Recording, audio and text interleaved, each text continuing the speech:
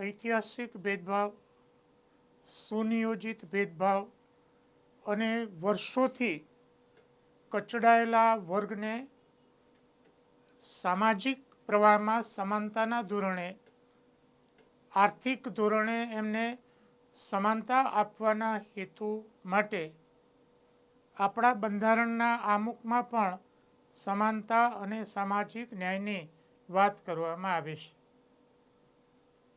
બંધારણના જે રાજનીતિના માર્ગદર્શક સિદ્ધાંતો છે એનો તો મૂળ ઉદ્દેશ જ એ છે કે કલ્યાણકારી રાજ્યની સ્થાપના કરવી, જેમાં છેવાડાનો જે વર્ગ છે એને ન્યાય મળે, એને અન્યાય ન થાય અને બીજાની સમકક્ષ આવી શકે એ માટે રાજનીતિના માર્ગદર્શક સિદ્ધાંતોમાં એની સ્પષ્ટ જોગવાઈ કરવામાં આવે છે. બંધારણની જુદી જુદી કલમોમાં એસસી, એસટી, ઓબીસી અને છેલ્લે ઈડબ્લ્યુએસને પણ ન્યાય મળે એ માટેની જોગવાઈ બંધારણમાં કરવામાં આવી છે. પણ મને એવું લાગે છે કે ગુજરાતમાં પરીક્ષા લેતી આ જે એજન્સીઓ છે એ રાજનીતિના માર્ગદર્શનના જે સિદ્ધાંતો છે એની જે ઉદાત્ત ભાવના છે કલ્યાણકારી રાજ્ય સ્થાપવાની, એનો જાણે કે છેદ જ ઉડાડી દેતી હોય એવું લાગે છે. વર્ગ 3ની જે પરીક્ષાઓ છે, પરીક્ષાઓને ક્લાસ 1-2 કરતાં પણ કઠિન કરીને છેવાડાની જે વ્યક્તિ છે એને નોકરીમાંથી બાકાત રાખવા માટેનું સુનિયોજિત કાવતરું થઈ રહ્યું હોય એવું મને સ્પષ્ટ લાગે છે. નમસ્કાર મિત્રો, અક્ષર અકાદમીના ઓનલાઈન પ્લેટફોર્મ પર હું પ્રોફેસર ડૉક્ટર બી.સી. રાઠોડ આપનું સ્વાગત કરું છું. તલાટીની પરીક્ષાનો જે અભ્યાસક્રમ આવ્યો તે ઘણા બધા વિદ્યાર્થીઓએ એ ફોર્મ પણ ભરી દીધા અને ભરવા જોઈએ, બધા જ વિદ્યાર્થીઓએ ભરવા જોઈએ. પણ એ પરીક્ષાને ક્લાસ 1-2 કરતાં કઠિન કરવા પાછળ પરીક્ષા લેતી એજન્સીઓનો ઈરાદો શું છે ત્યાં સુધી પહોંચવાનો પ્રયાસ આજે આપણે આ વિડીયોમાં કરીશું. હજુ સુધી જો તમે અમારી આ ચેનલને સબસ્ક્રાઈબ ન કરી હોય તો ચેનલને સબસ્ક્રાઈબ કરી દેશો.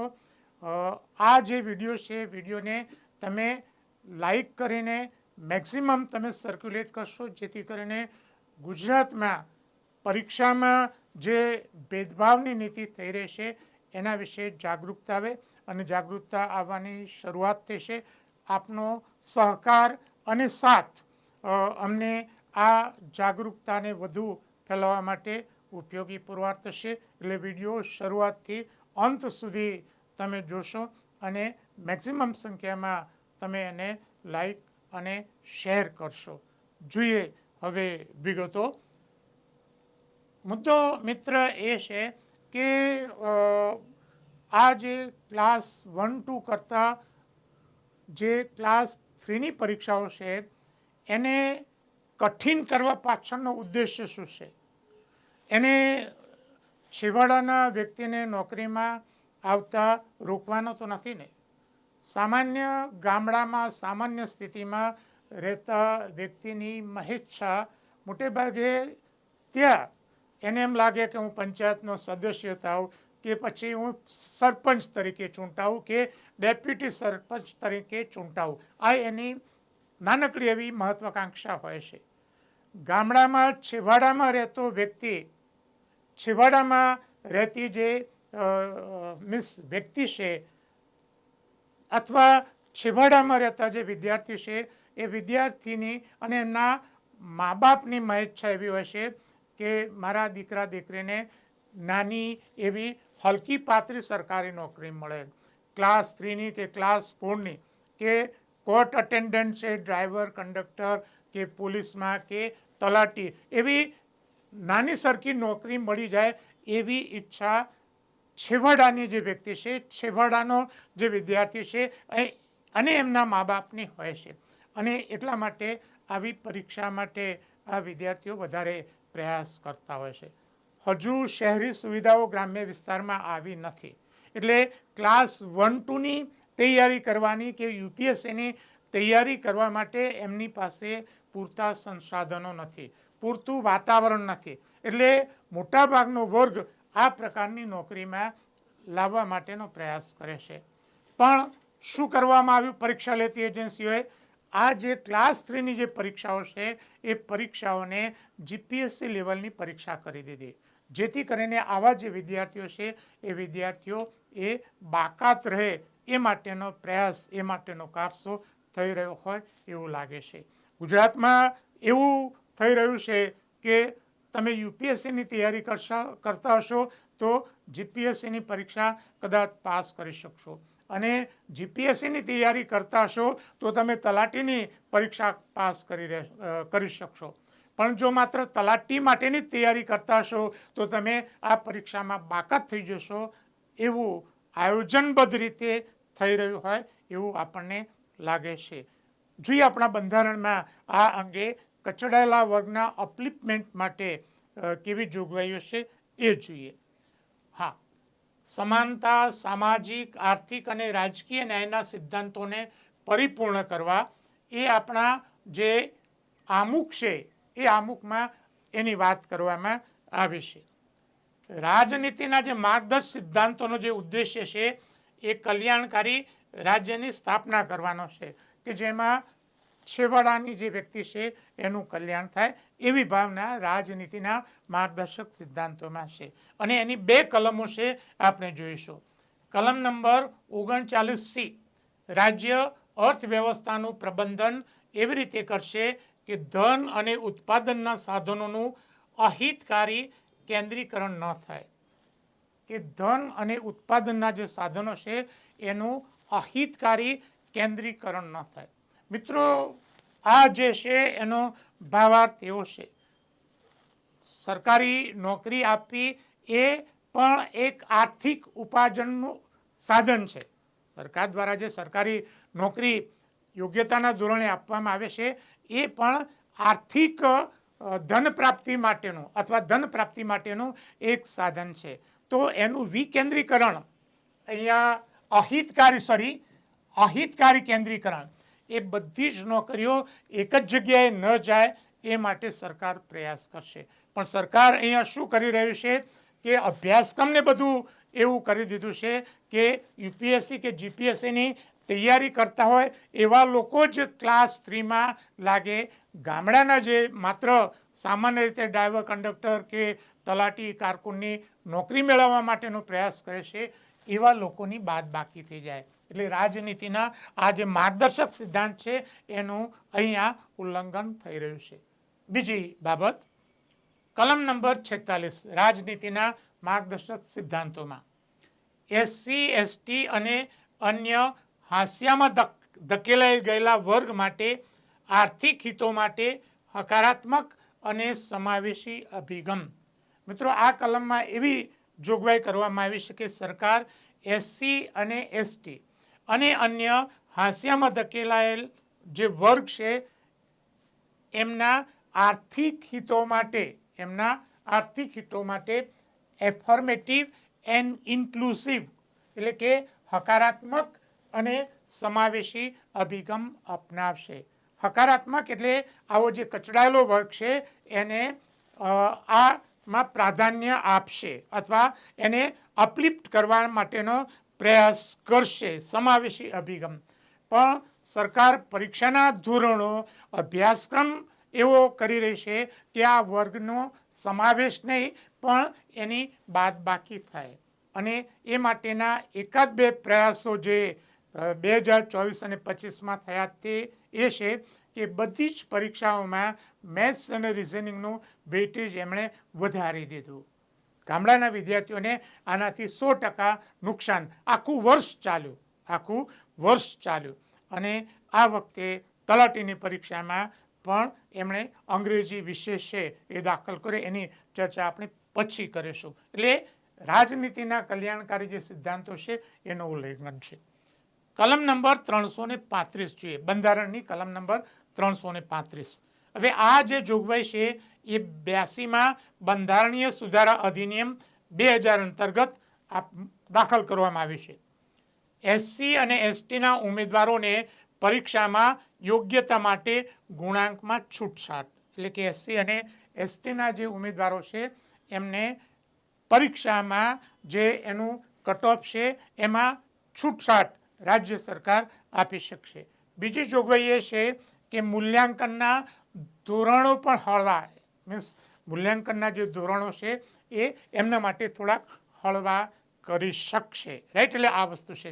પણ અહીંયા તો મૂલ્યાંકનના ધોરણો એ કઠિન કરવામાં આવી રહ્યા છે જેથી કરીને એમની બાદબાકી થઈ શકે. એટલે બંધારણની જે ભાવના છે એનો ભંગ અહીંયા થઈ રહ્યો હોય એવું આપણને સ્પષ્ટ લાગે છે. જોઈએ વિગતો.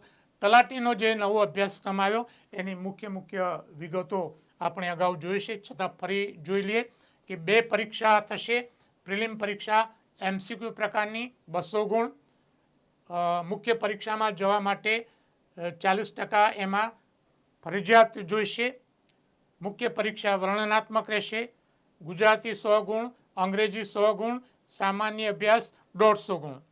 દરેક પરીક્ષામાં 40 ગુણ લાવવા ફરજિયાત રહેશે. ધોરણ 12ના બદલે હવે ગ્રેજ્યુએટની જોગવાઈ કરવામાં આવી છે. મિત્રો, થોડાક સમય પહેલાં જ વર્તમાનપત્રોમાં ન્યૂઝ આવ્યા હતા કે ગુજરાતમાં 76% વિદ્યાર્થીઓ ઉચ્ચ અભ્યાસ એટલે કે કોલેજ છોડી દેશે. હવે 24%ના લાભાર્થે આ ફેરફાર કર્યો હોય તો આપણને એવું લાગે છે.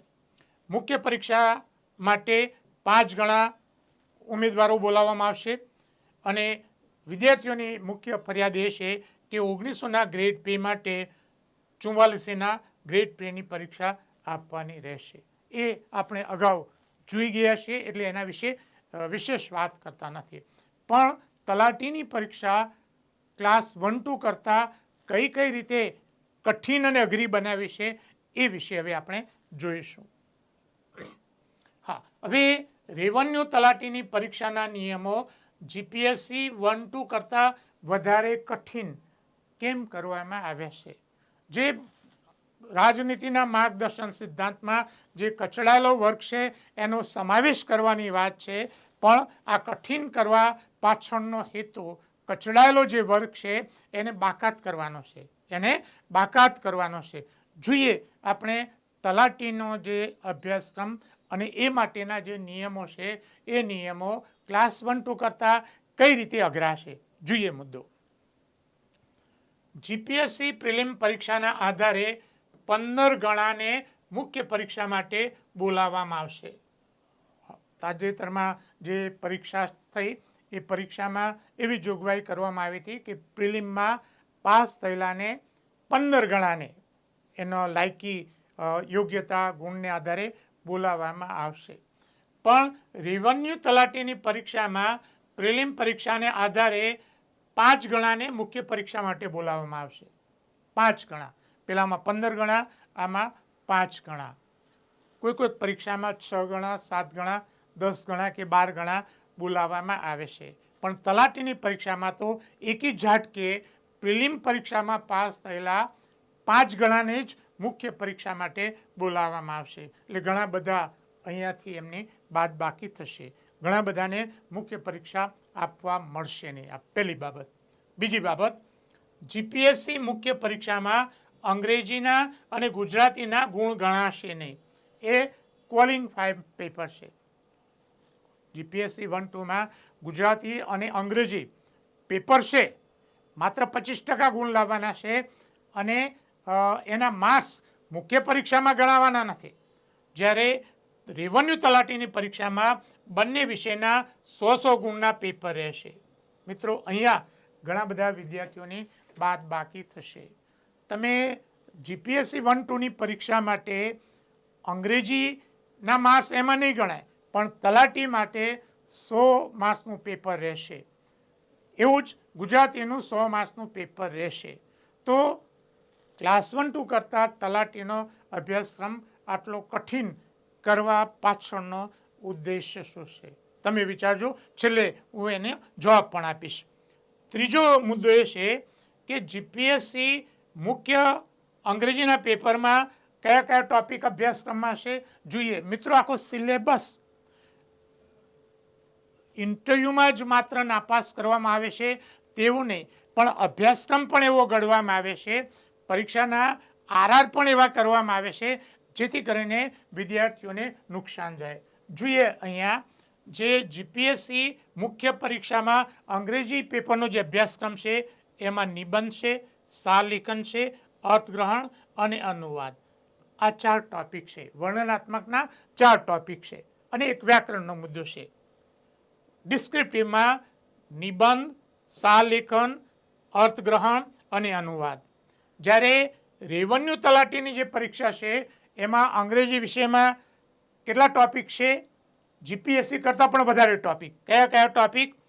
એમાં નિબંધ છે, પછી પત્રલેખન છે, અહેવાલ લેખન છે, રાઈટ, પછી વિઝ્યુઅલ રાઇટિંગ.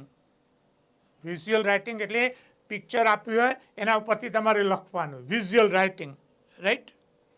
ઔપચારિક ભાષણો છે, સારલેખન, અર્થગ્રહણ અને અનુવાદ.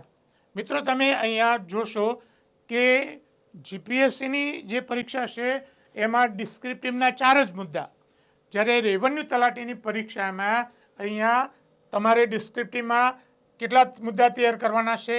1 નિબંધ, 2 પત્રલેખન, 3 અહેવાલ લેખન, 4 વિઝ્યુઅલ રાઇટિંગ, 5 ઔપચારિક ભાષણો, 6 સારલેખન, અર્થગ્રહણ 7 અને અનુવાદ 8. જીપીએસસી 1-2માં અંગ્રેજી મુખ્ય પરીક્ષામાં ડિસ્ક્રિપ્ટિવના 4 મુદ્દા, જ્યારે તલાટીની પરીક્ષામાં ડિસ્ક્રિપ્ટિવમાં અંગ્રેજીમાં તમારે કેટલા ટોપિક તૈયાર કરવાના? 8 ટોપિક તૈયાર કરવાના. એટલે જીપીએસસી કરતાં પણ આ અભ્યાસક્રમ છે એ અઘરો કરવામાં આવે છે. જોઈના પછીનો મુદ્દો, જીપીએસસી મુખ્ય પરીક્ષામાં અંગ્રેજીમાં 60 અને ગુજરાતીના 50 ગુણના એમસીક્યુ ક્વેશ્ચન રહેશે. જીપીએસસીનું જે ડિસ્ક્રિપ્ટિવ જે વર્ણનાત્મક પેપર ખરું, જેના માર્ક્સ તો નથી ગણાવવાના, પણ એમને 25% ઉપર લઈ જવા માટે કેટલું આસાન કર્યું છે એ જુઓ કે એમાં અંગ્રેજીનું જે પેપર ખરું એમાં 60 માર્ક્સના એમસીક્યુ, ગુજરાતીનું જે પેપર ખરું ડિસ્ક્રિપ્ટિવની સાથે સાથે એમાં 50 ગુણના એમસીક્યુ. જ્યારે તલાટીની જે પરીક્ષા છે એ પરીક્ષામાં હેતુલક્ષી એમસીક્યુ પ્રકારના પ્રશ્નો રહેશે નહીં. જીપીએસસીની જે પરીક્ષા છે એ પરીક્ષામાં અંગ્રેજીમાં 60 માર્ક્સના એમસીક્યુ અને ગુજરાતીમાં 50 માર્ક્સના એમસીક્યુ, જ્યારે તલાટીની પરીક્ષામાં હેતુલક્ષી એમસીક્યુ પ્રકારના પ્રશ્નો રહેશે નહીં. એટલે અહીંયા પણ અન્યાય. અને 5મો મુદ્દો છે, જીપીએસસીની જે મુખ્ય પરીક્ષામાં જે મિનિમમ 40% લાવવાનું કોઈ ધોરણ નથી.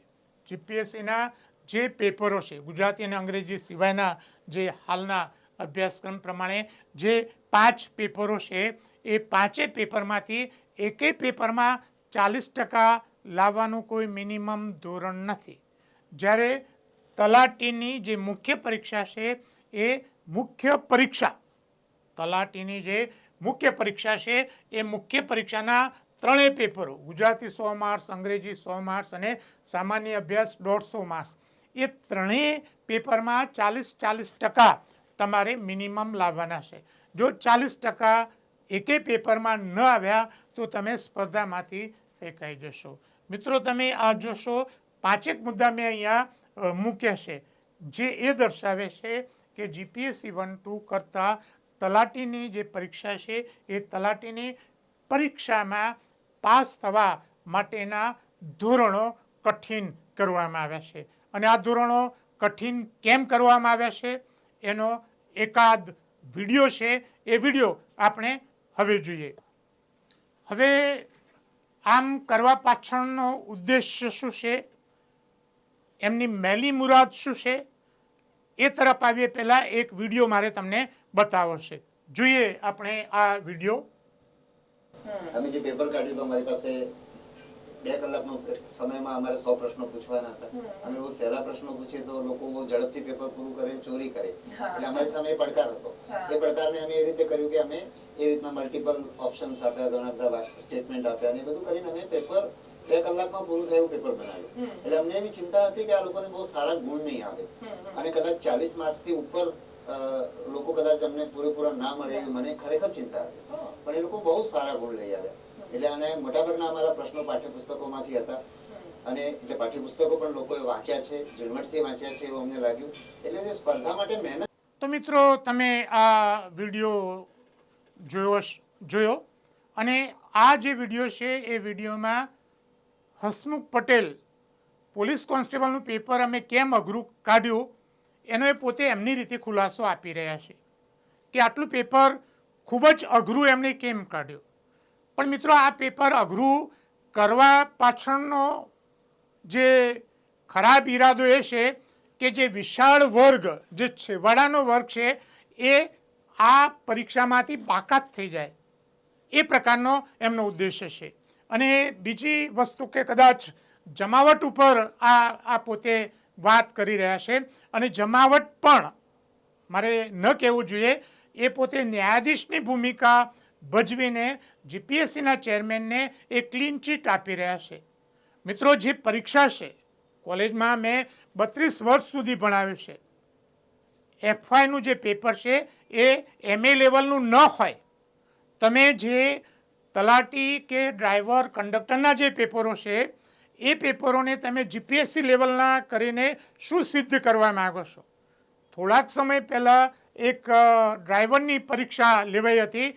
તો ડ્રાઈવરની પરીક્ષામાં જીપીએસસી 1-2 કક્ષાના પ્રશ્નો પૂછવામાં આવ્યા હતા. એનું કારણ શું? એનું કારણ એ છે કે જે સામાન્ય ગામડાના વર્ગના જે લોકો જે આવી પરીક્ષામાં મેક્સિમમ સંખ્યામાં ભરે છે એવા વિદ્યાર્થીઓની બાદબાકી થઈ જાય એવો મલિન ઈરાદો છે. એટલે આ જે ઈરાદો જે આપણે રાજનીતિના માર્ગદર્શક સિદ્ધાંતોમાં કચડાયેલા વર્ગને જે સમાવેશ કરવાનો છે એનો છેદ ઉડાડવાનો છે. હવે તમે અઘરું કરવા લાગ્યા છો જેથી કરીને સામાન્ય વર્ગનું તો આમાં કામ જ નહીં, છેવાડાના જે વિદ્યાર્થીઓ છે એ તો આમાંથી બાકાત રહી જાય એ માટેનો આ એક આખું કારસ્તાન છે. અને મિત્રો, એ ધીમે ધીમે આખું બધું જ એ આ પ્રકારે થઈ રહ્યું છે. એક કારણ કે મેક્સિમમ સંખ્યામાં છેવાડાના વિદ્યાર્થીઓની બાદબાકી થાય. બીજું કારણ એ છે કે આ જે અનામત કેટેગરીના વિદ્યાર્થીઓ છે આટલું પેપર જો અઘરું કાઢવામાં આવે તો ઓપન કેટેગરીમાં એ જતાં એમને રોકી શકાય. મિત્રો, આ 2 મુખ્ય કારણો આપણને જોવા મળે છે. 2 પરીક્ષાનો જે એનાલિસિસ મેં કર્યું છે એ એનાલિસિસમાં આપણને આ સ્પષ્ટ જોવા મળી રહ્યું છે. તો મિત્રો, આજનો આ વિડીયો તમે પૂરેપૂરો જોઈને અને મેક્સિમમ સંખ્યામાં સર્ક્યુલેટ કરશો જેથી કરીને ગુજરાતમાં પરીક્ષા ક્ષેત્રે જે થઈ રહ્યું છે એના વિશે જાગૃતતા આવે. વધુમાં ઇન્ટરવ્યૂના ગોટાળા અંગેના મારા આ જે બધા વિડીયો છે એ વિડીયો મારી યુટ્યુબ ચેનલ પર ઉપલબ્ધ છે. જોઈને તમે શેર કરવાનું ભૂલતા નહીં જેથી કરીને જાગૃતતા આવે. પરીક્ષાની તૈયારી કરતા વિદ્યાર્થીઓ માટે અમારી 2 મહત્ત્વની ટેલિગ્રામ ચેનલ છે, BC રાઠોડ કરંટ અફેર્સ અને ગૌરવંતી ગુજરાતી. બંને ટેલિગ્રામ ચેનલો પરીક્ષા માટે અગત્યની છે. હજુ સુધી જોડાયા ન હોય તેમાં જોડાઈ જવા વિનંતી છે. વધુમાં અમે અમારું મેટર ઇન્સ્ટાગ્રામ અને ટ્વિટર ઉપર શેર કરીએ છીએ, તો અમારા બંને પ્લેટફોર્મને ફોલો કરવા વિનંતી છે. વધુમાં આજનો આ વિડીયો આપને પસંદ આવ્યો હોય તેને લાઈક કરીને મેક્સિમમ સંખ્યામાં શેર કરવાનું ભૂલતા નહીં. અને હજુ સુધી જો તમે અમારી આ ચેનલમાં જોડાયા ન હોય તો એમાં જોડાઈ જશો અને બેલ આઇકોનને ચાલુ કરવાનું ભૂલતા નહીં.